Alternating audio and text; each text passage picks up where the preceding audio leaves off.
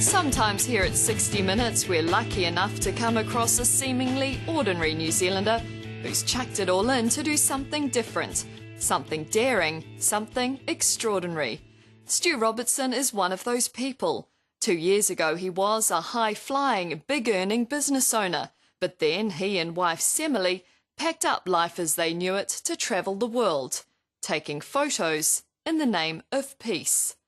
Along the way, they've captured the attention of everyone from Hollywood celebrities to notorious criminals, even the Dalai Lama. It's an ambitious art project and still a work in progress. When Stu was back in New Zealand recently, we checked in on his collection so far and met the man behind the camera. We feel that the world has never needed peace like it needs it now. So as an art project, we really wanted to invigorate and contribute to the aesthetic of peace with the image of a white rose. It's a simple premise, but a mammoth undertaking, one with a global reach. One man and his camera, out to photograph 10,000 people, each holding the ancient symbol of peace, a single white rose. Back home down under, it's hard to imagine a more picture-perfect location than Queenstown.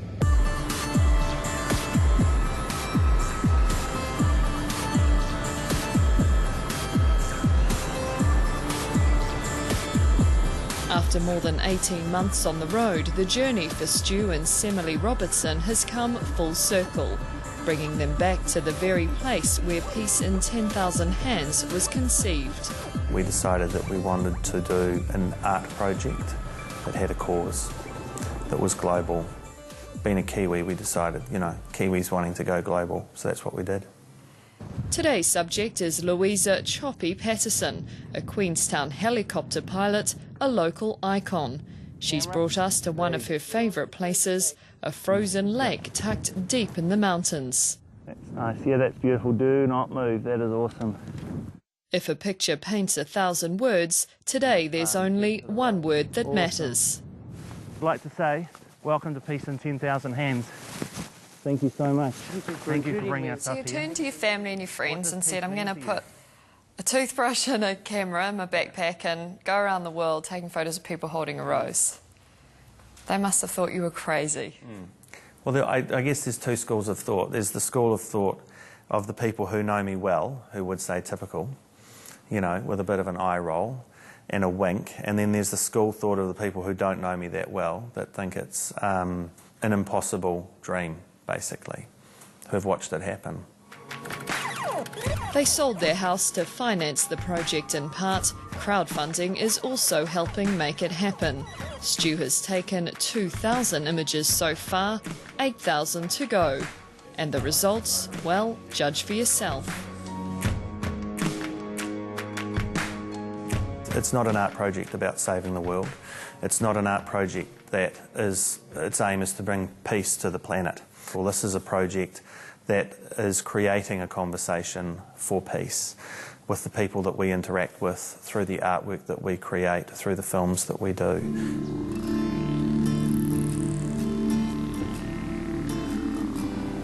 Stu's wife for 15 years, Semele, is happily along for the ride. This is their first day off since the journey began. We feel quite often like we're doing something we're going somewhere that people haven't been before, or that people, you don't hear of people kind of giving up everything and going off on some sort of crusade. While Stu does most of the travelling and photography, Semele holds the fort back home, processing the thousands of images he sends back. She keeps the whole thing going. And probably keeps you going as well? Yes, she keeps me going. Tries to keep you on the straight and narrow? Keeps me on the straight and narrow, tries to keep me on the straight and narrow. She's the brains trust of the organisation. Yeah, absolutely. 18 months into it, the couple find it hard to fathom how far they've come with what started as a small art project in their home office. What kind of traction is this project getting globally now? It's sort of twofold. One, I think that people are responding to the project and to the images, and that is being compounded by who we are including and how we're doing it. And I think secondly, it is it seems to be the right time. There's a universal consciousness, a focus on peace. There's more talk of peace now than there's ever been. Stu's rose holders aren't chosen at random. He wants the project to be a snapshot of humanity right now. So how does the conversation start? I basically say, hi, my name's Stu, and I'm from New Zealand, which is always fantastic, the New Zealand ace in the hole. And then I say I'm photographing a single white rose, an ancient symbol of peace, in the hands of 10,000 people from every country on the planet, and I'd be honoured if you'd be one of them. And percentage-wise, how many yeses, how many nos?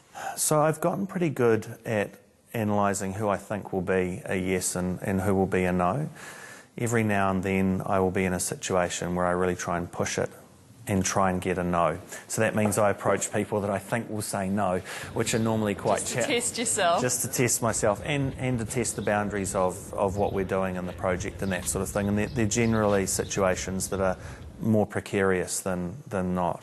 But that's what keeps the project on the fringe, on the edge, constantly pushing.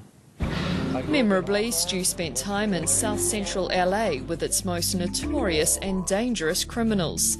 And as he crisscrossed the world, he uncovered some truly remarkable moments.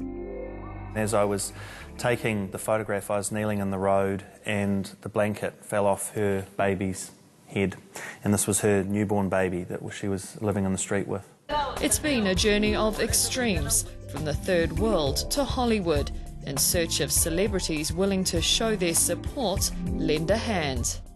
This image of Daryl Hannah looks slightly familiar. Was this her idea or yours? It was a collaboration. We were in front of her parents' place on Malibu, and the water was freezing cold. And she didn't come in a swimsuit, but she whipped her jeans off and hopped in the water, and I followed her in with the camera and we got the shot. Yeah, and I love that photograph. It was, that was a day that meant a lot to the project.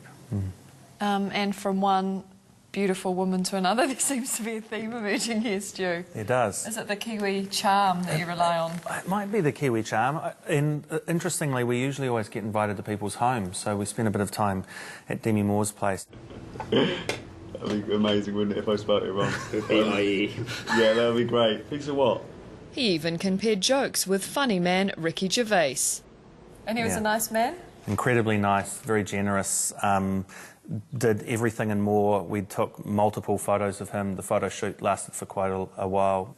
If you said to me 18 months ago, put a list together, you know, I wouldn't have started with the Governor-General, Willie Apiata, Hollywood celebrities, and all the people that we have managed to photograph around the world.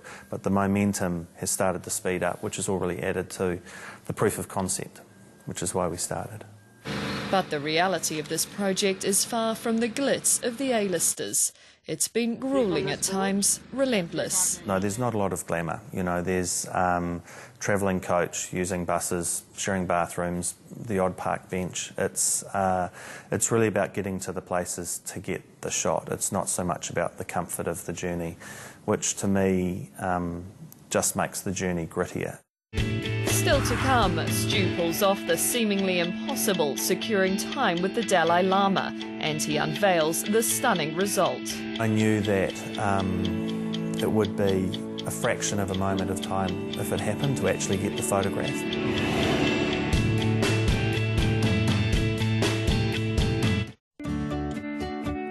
This Prime